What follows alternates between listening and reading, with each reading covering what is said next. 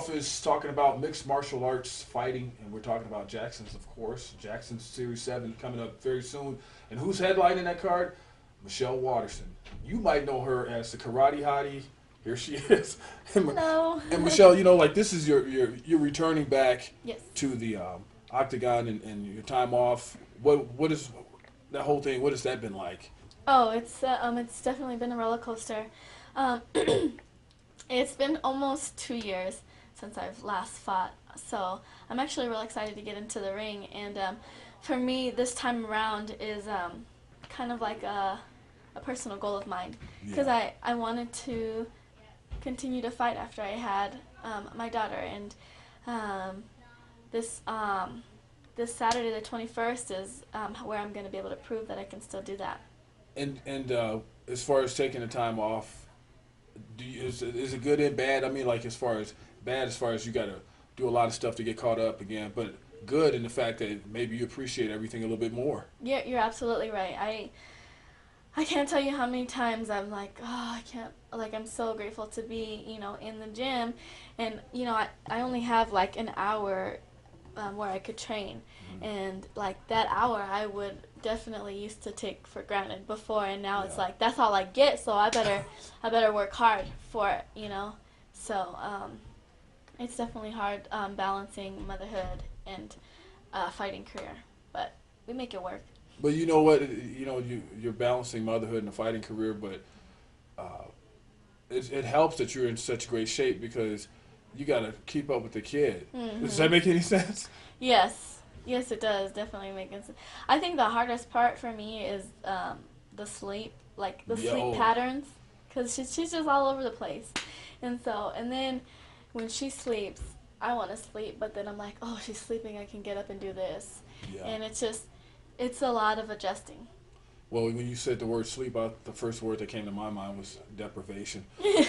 So I know you guys have been dealing with that a little bit. Mm-hmm. Talk about your opponent. I mean, you've had time to look at some tape and stuff of your opponent, Mm-hmm. and what is this going to be like? What is this fight going to be like? Well, you know what, Diana Real, she's from Colorado, so and she's real aggressive, so I'm expecting her to come out at me kind of hard, because she thinks that she's probably thinking, I'm coming off of 2 years Right. layoff, and I might be a little rusty, so I think she's gonna try to come at me hard, but I don't think it's anything I haven't seen before. Everybody comes at me hard because they want to take my head off, and that's just that's what it is what it is. So I'm just gonna, kind of I'm gonna do my game plan, Right. and I've been peaking the right ways. I've been working my stand-up, my ground, and like I said, I have so much more passion for it this time around because I'm not taking it for granted. And so, whatever she has for me, I think I'll be able to handle. What's been the hardest part about trying to get back in the mix after being off? Excuse me. My core. Like, this whole area was not working. Signs up. This section closed. And Yeah, it was just getting my core strength back was so hard, and I've been working with Steve over at Turning Point Strength and Conditioning, and he's been helping me get my core back, and I'm real thankful for him for helping me out. But that, and after you have a baby, your body changes. Right. And so, like, when I first started training, my hips would pop in and out, and because your bones loosen up so that you can have a baby, obviously, and it takes a while to get back. So my hips would pop in and out of place, and it takes a while, and I kind of had to come to terms with that. It does take a while. I'm not just gonna jump right back into it. So I struggled with that for a little bit here and there, like, oh, why isn't it falling into place like it needed to be? But it's just because I needed to push myself and challenge myself. What are you expecting from yourself as far as what are you trying to do this first time out? Are you just wanting to make sure you secure a win and just or do you want to make it very decisive? What do you want to do it? I do want to secure that win, and I think any fighter always wants it to be really decisive, and So that's my mindset. I'm gonna go in there and show everybody that I'm back for good. I'm not playing around, and I'm headlining the show. Like, this isn't something that I can take lightly, and I haven't taken her lightly. So I'm gonna I'm definitely back to prove a point for sure. And you headlining this show. Where are you hoping some of this stuff will lead to? As far as maybe you being even on bigger cards and stuff like that? Are you hoping that there's some people out there seeing you? Or Yeah, I always hope that there's other people out there seeing it, and there's you always want better things, right. but I'm real grateful for Coach Jackson and Ricky to put me on the card and to actually let me headline the show. So my first fight back. So I'm real thankful for that, and Ricky's done a lot of great things for us here in Albuquerque, and who knows, maybe the Jackson series will just get bigger here, and he'll be able to promote us here, and we'll get paid better and better as the promotions get bigger and bigger. We just need the fans here from Albuquerque to come out and cheer us on. And she's talking about Ricky Cottenstead, the man who's behind the Jackson Series MMA. He's putting the fights together. Mm-hmm.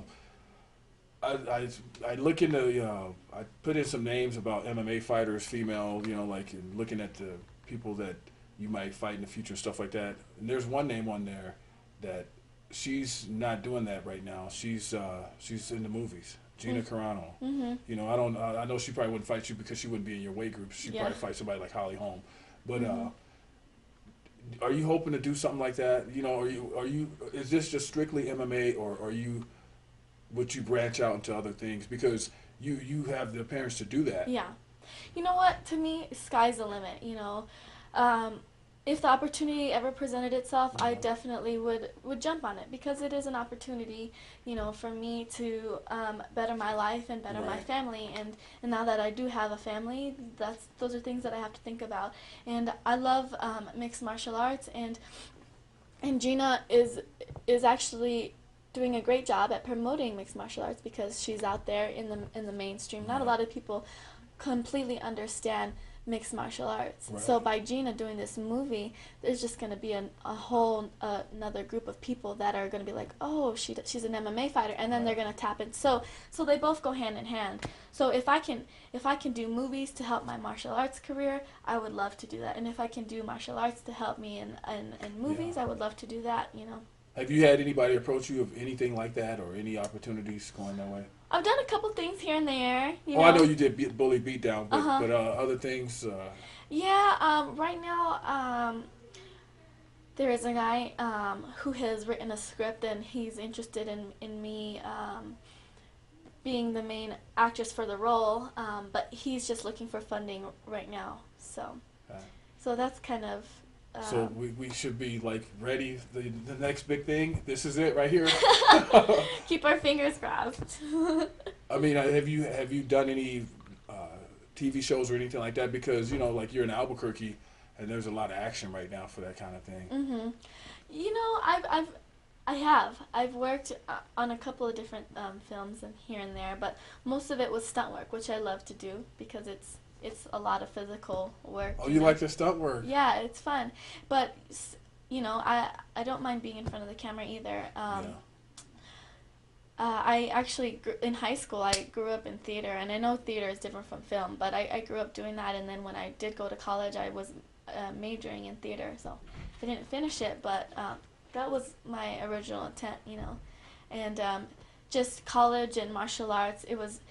I was like kind of at that crossroads in my life of what to do, and I ended up going to Thailand with my mom, and the road just took me to fighting, and I fell in love with it, and it's become a passion of mine, and martial arts has always been a part of my life, and hopefully it always will be. So whether I can do martial arts in the fighting arena or in on the film industry, or even with the new school that's opening up, martial arts is what I want to be involved in my life. Oh, that's cool. Now you, I know that your other half, does that intimidate guys when somebody's skilled like yourself, as far as can fight like that? Have you found it to freak guys out, like, oh, I better not make some wrong move. She might pop me. I don't think so. I think we kind of like joke around here and there, but uh, You can definitely protect yourself. I If can you, if definitely you were protect. walking to your car, some knucklehead jumped out like, "Hey, I'm gonna take her purse." No, you're not. And see, that's what I like try to tell like my fiance. Like I can protect myself, and I like one time, me and him got jumped downtown. Oh wow. And we were really drunk, and kind of don't remember like the whole situation, but basically there were these kids just looking for trouble, and it was just me and him, walking down the street, and we were walking down an alley, and they just like ran up on. So all I really remember is him pushing me out the way, and then me like. You ever have those dreams where you're like trying so hard to like punch somebody And and you nothing? can't even lift your arm. It's like, Yeah, you're. ah. And that's what I remember waking up the next day like, hey, I had a dream that we got jumped, and he's like, oh, you had a bad dream then, and then like I went to hug him, and he's like, oh, and I like look on his back, he has all these like, like kick marks and stuff like that, but I was so upset that I didn't do anything, because I'm like, here in my head, I'm a professional fighter, and how can I have not done nothing, And he's like, he's so protective over me, even though he knows that I'm a professional fighter. He doesn't want me getting involved in any of that stuff, and he's like, you're a professional fighter, but on the streets, it's a different story, and he's like, if I can protect you, I'm always going to protect you. So he's never like, oh, she can take care of herself. He's really protective over me. So I know you got stuff to do, so I'll wrap it up here. But I want to ask you, where you think the sport is headed as far as mixed martial arts fighting for women? Because, it seems like the sport just keeps growing. Where do you think the women's side of it is headed? Well, hopefully, I know Dana White just bought over Strikeforce, and it might take a little bit of convincing to get women in the UFC, but I think as the sport evolves and as he kind of realizes how passionate we are about it, then he's going to kind of, slowly open up and let us in. I fight at 105, which isn't really a popular weight class for females, but, how long did it take for the little guys to get into UFC?